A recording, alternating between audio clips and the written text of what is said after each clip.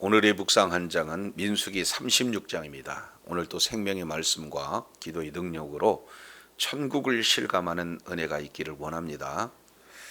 이제 민수기 36장 이 내용은 민수기 전체를 마감하는 장이 됩니다. 이제 민수기 우리가 1장 내용을 이렇게 살펴보면서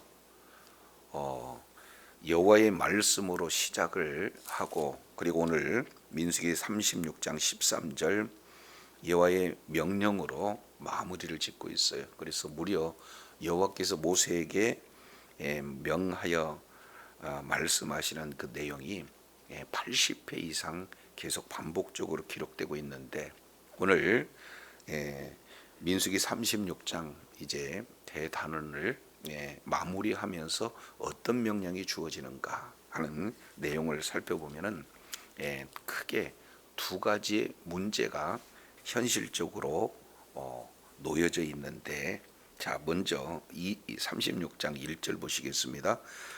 요셉 자손 종족 중 므낫세의 손자 마길의 아들 길르앗의 종족들의 수령들이 나와 모세와 이스라엘 자손에 수령된 지휘관들 앞에 말하여 이르되, 그랬습니다. 지금 요셉의 자손들이 지금 모세와 지도자들에게 요구하고 있는 내용이 소개가 되고 있죠. 자, 어떤 요구인가? 2절입니다.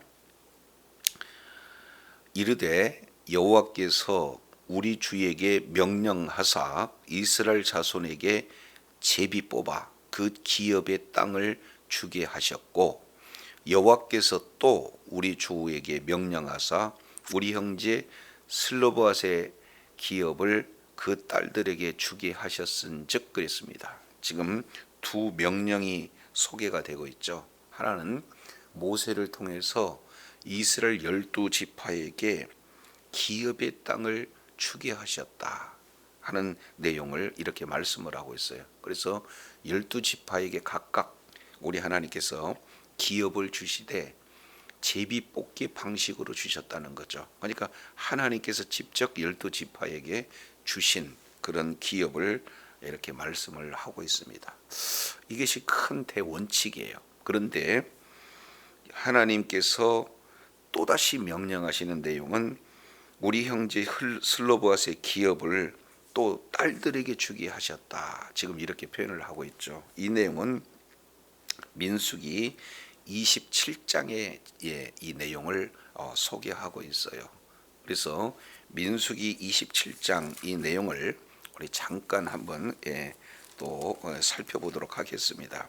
민수기 27장 이 내용은 26장 인구조사를 두 번째 진행을 하게 되는데, 두 번째 인구조사는 목적이 조금 다르다고 그랬죠. 그래서 약속의 땅, 이 가나안 땅을 이제 정복한 후에 어떻게 분배하는가 하는 그런 분배 문제가 바로 두 번째 계수의 목적이 되었다. 그런데 문제는 27장 1절에 슬로봇의 딸들이 지금 나와서 지금 문제를 제기하고 있는 그런 어떤 내용은 뭐냐? 우리 아버지는 아들을 낳지 못하고 딸들만 낳고 죽었다는 거예요. 그럼 문제는 우리 아버지 이름이 이제는 그 가족 중에서 없어지게 될 그런 형편입니다. 이 문제를 가지고 당시 기업은 누가 상속을 받습니까? 아들만이 상속을 받아요. 그러니까 아버지의 이름이 없어진다는 거죠. 그래서 딸들이 정식으로 이제 공식적으로 지금 판결을 원한 그런 내용 앞서 모세가 하나님 앞에 이 내용을 바로 기도에서 응답을 받게 됐죠. 그 결과 27장 8절입니다. 내용을 보니까 여기에 큰 원칙을 말씀하고 있어요. 사람이 죽고 아들이 없거든 그 기업을 딸에게 돌려라.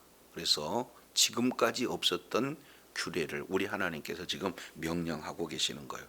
그러면서 더 구체적으로 말씀을 하시죠. 딸도 없으면 형제에게, 형제도 없으면 아버지의 형제에게, 아버지 형제도 없으면은 가장 가까운 그런 친족에게 주어라. 그래서 기업을 이을 것에 대한 명령을 말씀을 하고 있어요.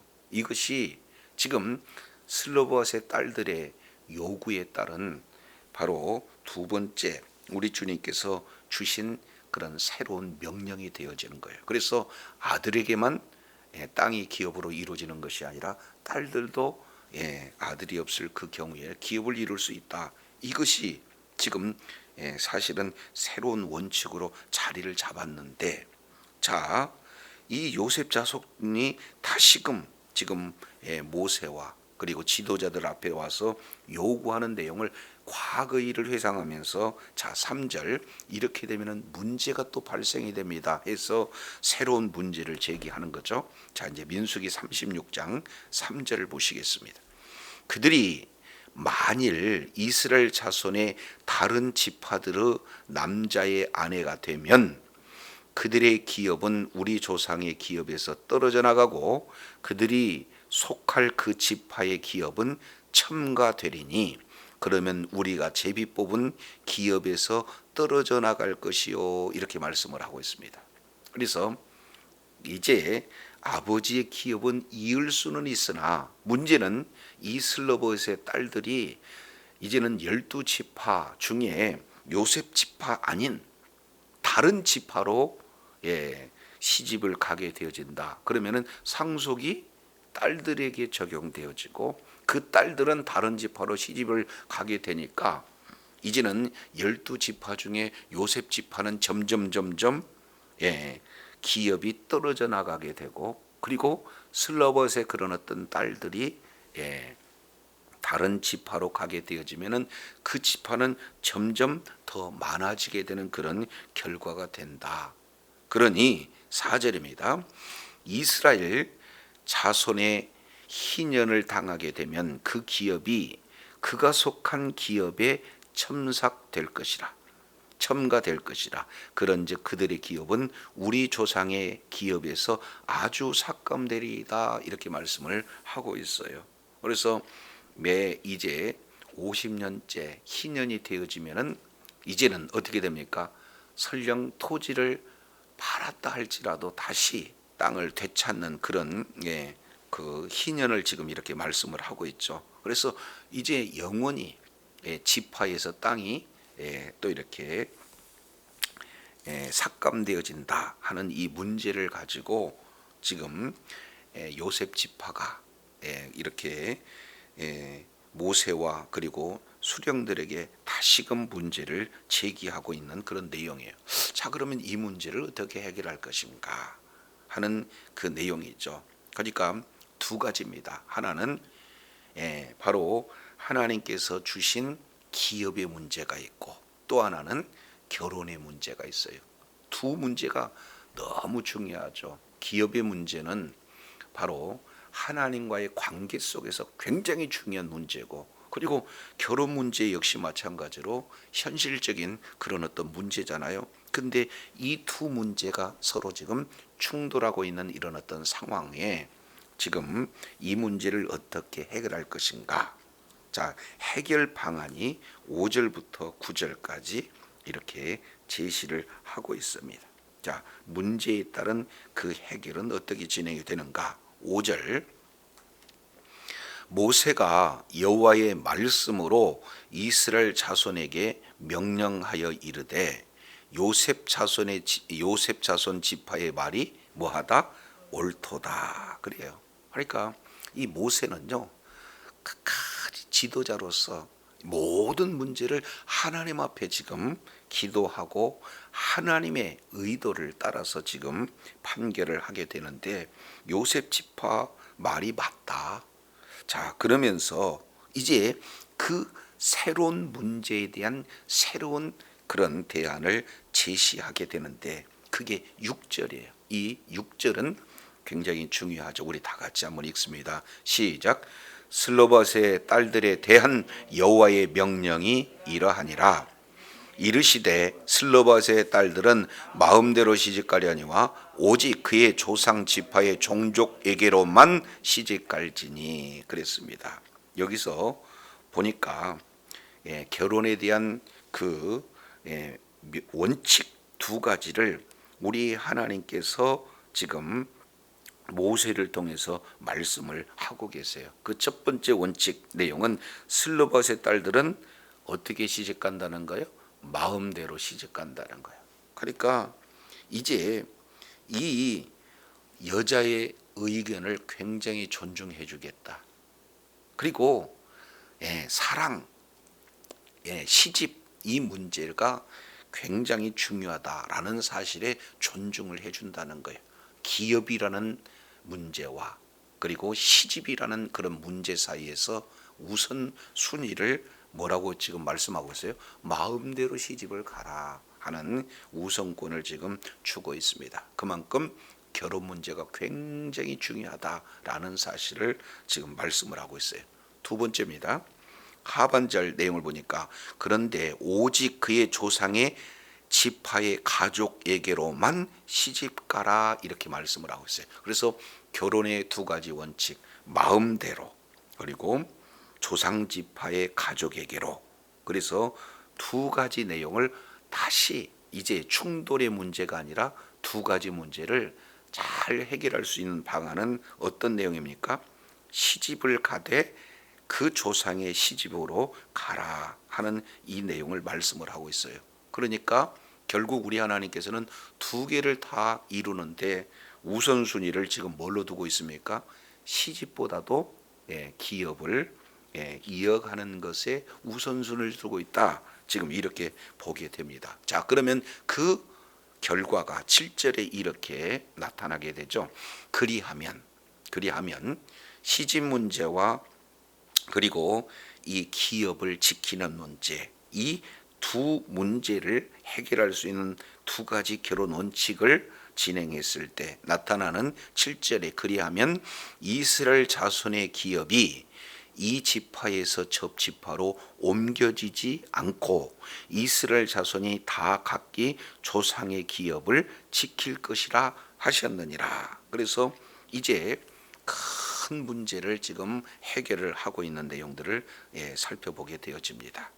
자, 그래서 2절부터 지금 오늘 9절까지 이 내용을 좀 촘촘히 이렇게 살펴보게 되어지면은 기업으로 시작해서 사실은 기업으로 마무리를 지어요. 그만큼 이 기업 문제가 굉장히 중요한데 또 무시할 수 없는 결혼의 문제가 나타나죠. 그래서 두 문제 사이에 어떻게 하면 될 것인가. 그래서 최종적인 결론은 바로 결혼을 존중한다. 그러나 대상은 바로 이 가족, 이제 그 지파의 가족에게로 시집 가게 되어지면은 기업도 지키고 또 하나는 뭐예요?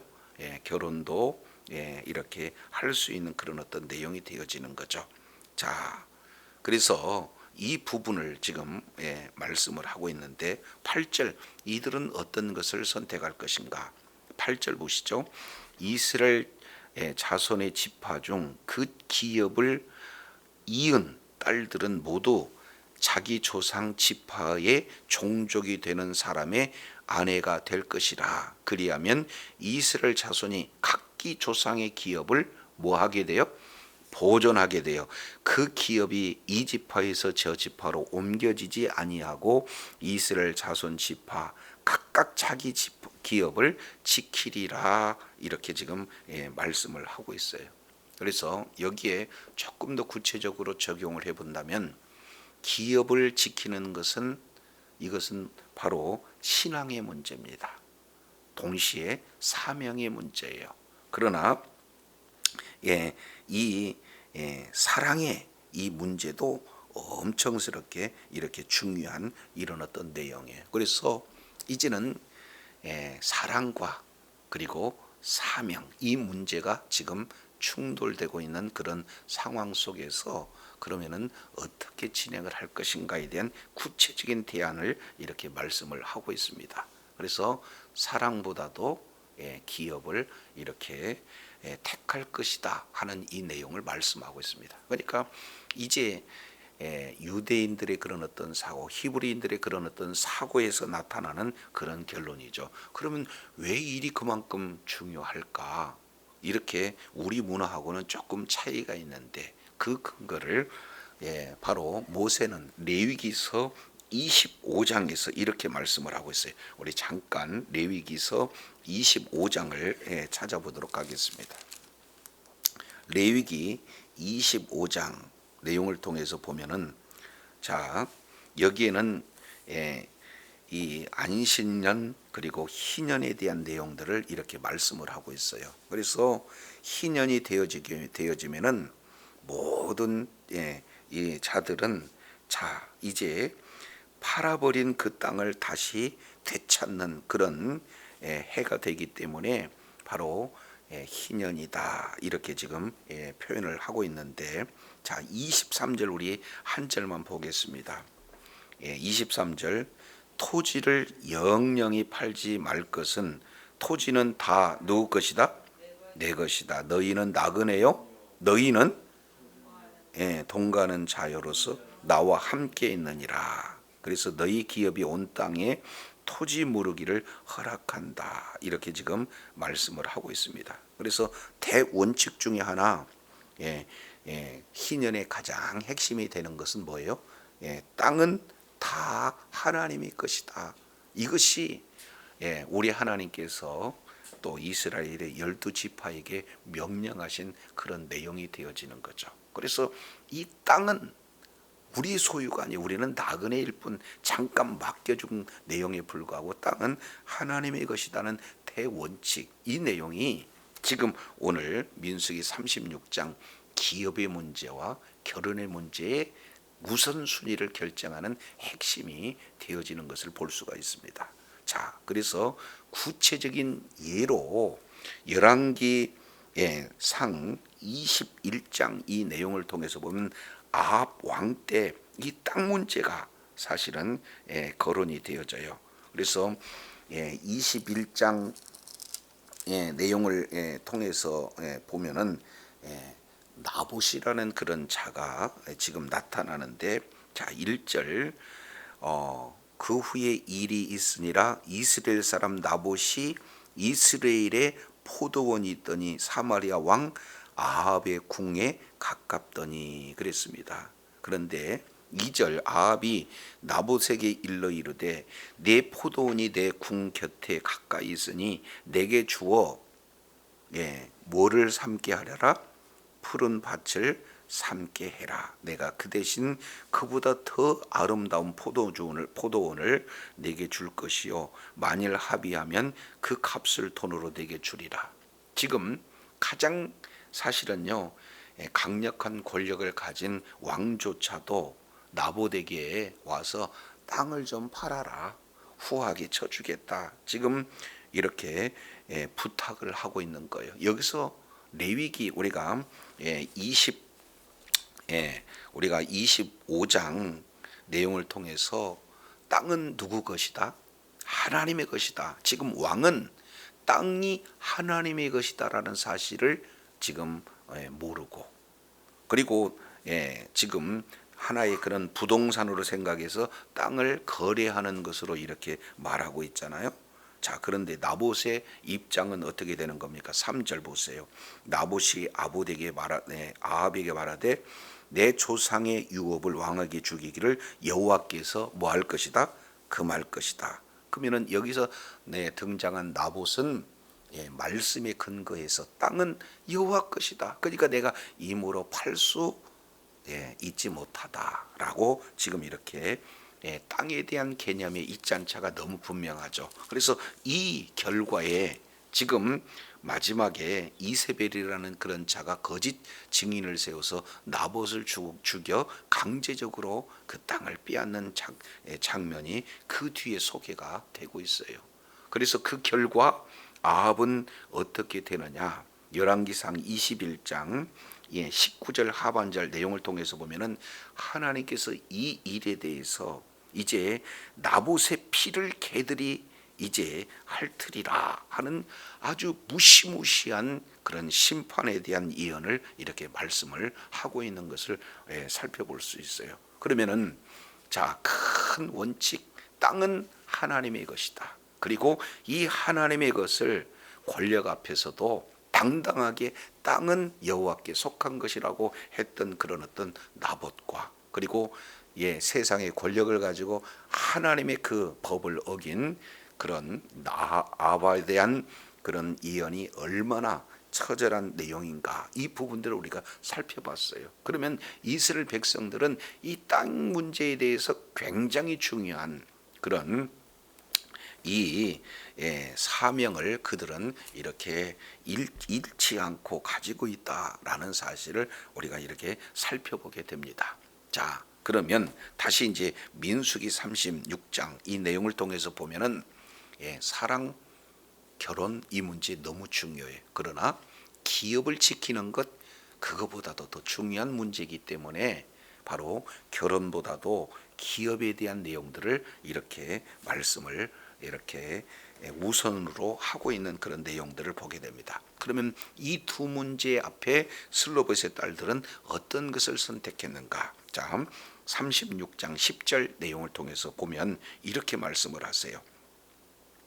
슬로봇의 딸들이 여호와께서 모세에게 명령하신 대로 행하니라 그랬습니다. 한마디로 본다면 하나님의 말씀에 뭐했다는 거예요? 순종했다는 거예요.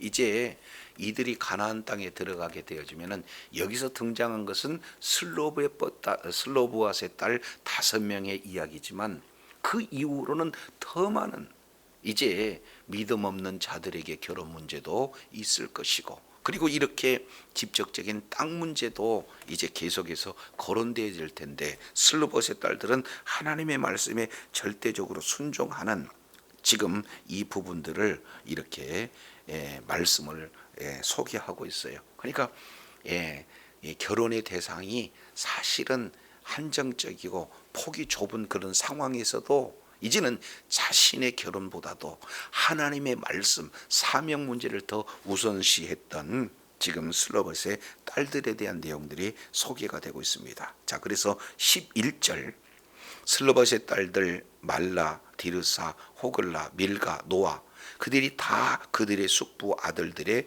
아내가 되니라 이렇게 말씀을 하고 있어요. 그래서 민수기의 최종적인 결론은 사실은 뭘로 마무리를 지느냐, 내용은 기업에 대한 문제가 소개가 되고 있어요. 무려 15번씩 기업이라는 내용들이 집중적으로 거론이 되고 있고, 그리고 시집가는 이 문제가 지금 반복적으로 이렇게 기록이 되고 있는데, 그러면 기업을 이을 것인가 아니면 시집의 문제를 이렇게 어떻게 할 것인가. 근데 최종적으로 슬로봇의 딸들은 하나님의 말씀에 순종하는 것으로 지금 소개가 되고 있습니다. 그러면서 최종적으로 13절 이는 여리고 맞은편 요단가 모압 평지에서 여호와께서 모세에게 통하여 이스라엘 자손에게 명령하신 계명과 규례니라 이렇게 지금 말씀하고 있어요. 지금 눈앞에 약속의 땅 가나안 땅이 있습니다.